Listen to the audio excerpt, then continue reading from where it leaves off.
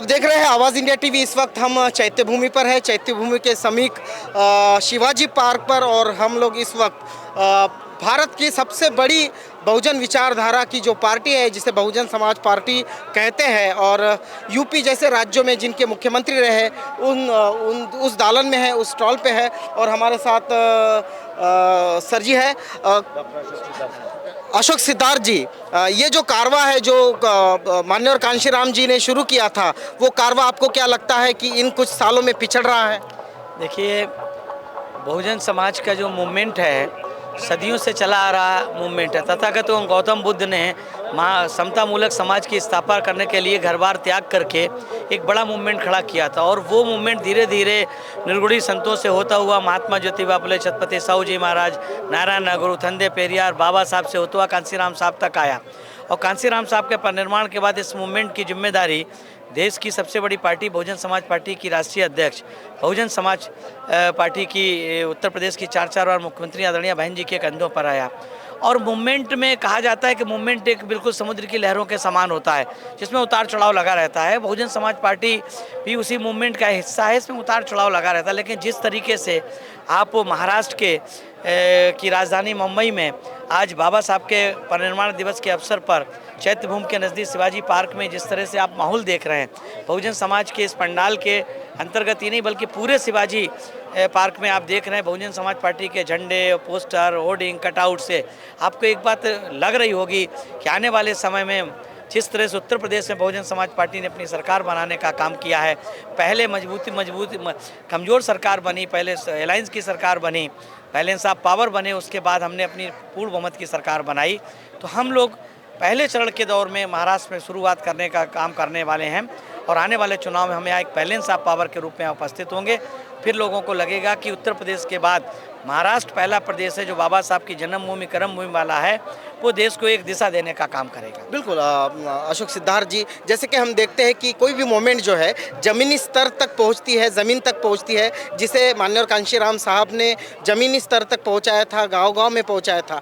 लेकिन अब थोड़े लोग निराश दिखाई दे रहे हैं, क्योंकि हम देश भर में घूमते हैं, ज़मीनी स्तर पर जो मोमेंट थी वो अब वहाँ नहीं है। ऐसे लोग कहते हैं कि जिस तरह से कैडर और सारी चीज़ें होती थी अब नहीं हो रही है, और ज़मीन से ये मोमेंट थोड़ी ऊपर आ गई है। देखिए, पहले के कैडर में वर्तमान के कैडर में एक फ़र्क हो गया है।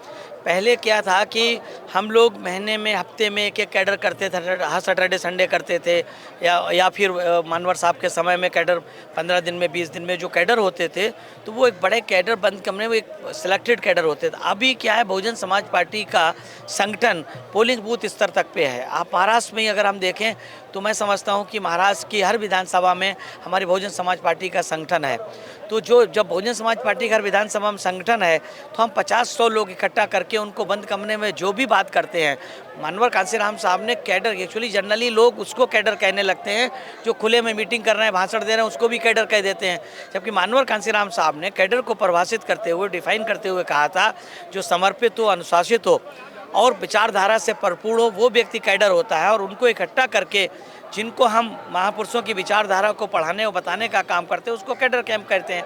तो हम भीड़ भाड़ वाला कैडर ना करके 50-100 लोगों के छोटे छोटे कैडर कैंप बंद कमरों में करने का काम करते हैं, ताकि उन्हें बहुजन समाज पार्टी की विचारधारा से मूल से जोड़ने का काम करें, बाबा साहब के उस मूवमेंट से जोड़ने का काम करें जो बाबा साहब ने अपने परिवार के, अपने बच्चों की कुर्बानी दे करके जिस अम्बेडकर मूवमेंट को खड़ा किया था, जो साहू फुले अम्बेडकर के मूवमेंट को हम जिसे कहते हैं, उसको बहुजन समाज पार्टी आज बड़े पैमाने पर पूरे देश में, हर प्रदेश में, देश के लगभग 20-21 राज्यों में बहुजन समाज पार्टी का अपना कार्यालय, अपनी यूनिट है। तो ये आप नहीं कह सकते हैं कि उस तरह से नहीं हो रहा है। ऐसा लगता है कि उस तरह से नहीं हो रहे हैं, ये हम भी स्वीकार करते हैं। लेकिन अब कैडर जो हो रहा है बहुत टेक्निकल हो रहा है, टेक्निकल का ज़माना है, डिजिटल का ज़माना है, तो उस तरह से कैडर कैंप। बिल्कुल बिल्कुल। बहन सुश्री मायावती, इनके नेतृत्व में यूपी और महाराष्ट्र में सरकार बनाने की कितनी संभावनाएं हैं? देखिए, आने वाले समय में, अभी तो पार्लियामेंट के चुनाव हैं, पार्लियामेंट के चुनाव में बहुजन समाज पार्टी उत्तर प्रदेश में पार्लियामेंट के मामले में सबसे बड़ी पार्टी बनकर आएगी।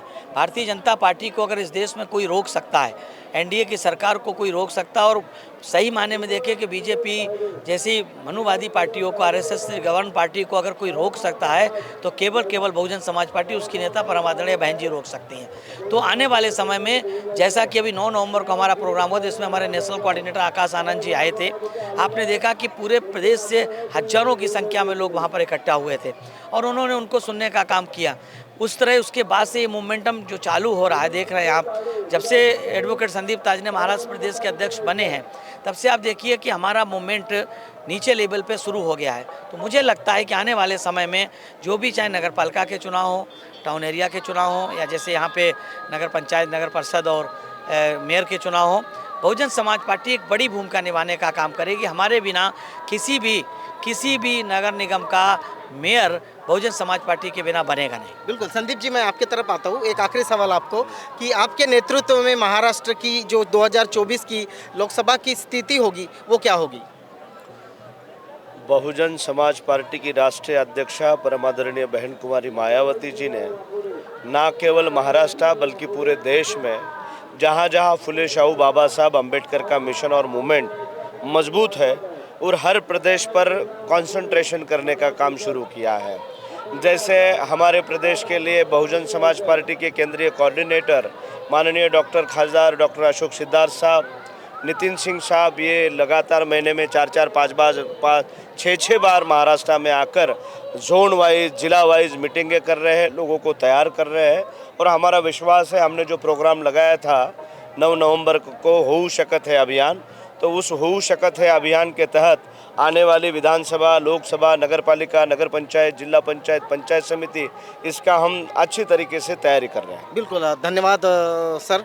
डॉक्टर अशोक सिद्धार्थ साहब, आपका बहुत बहुत धन्यवाद। आपका भी आवाज़ इंडिया का बहुत बहुत आभार कि लाखों लोगों के बीच में बहुजन समाज की आवाज़ को उठाने का काम करते हैं, और आपके इस चैनल के माध्यम से न सिर्फ महाराष्ट्र के लोगों को, न सिर्फ भारत के लोगों को, बल्कि संपूर्ण अम्बेडकर अनुयायियों को मैं आभार व्यक्त करता हूं कि दुनिया में अगर किसी महापुरुष के बारे में, चाहे जयंती का कार्यक्रम हो या परिनिर्वाण दिवस का हो, इतने बड़े पैमाने पर मनाने का काम करते हैं या उनको श्रद्धांजलि अर्पित करने का काम करते हैं, उनका मैं आभार व्यक्त करता हूँ। जय भीम, जय भारत। आप देख रहे हैं आवाज़ इंडिया टीवी, मुंबई चैत्य भूमि से।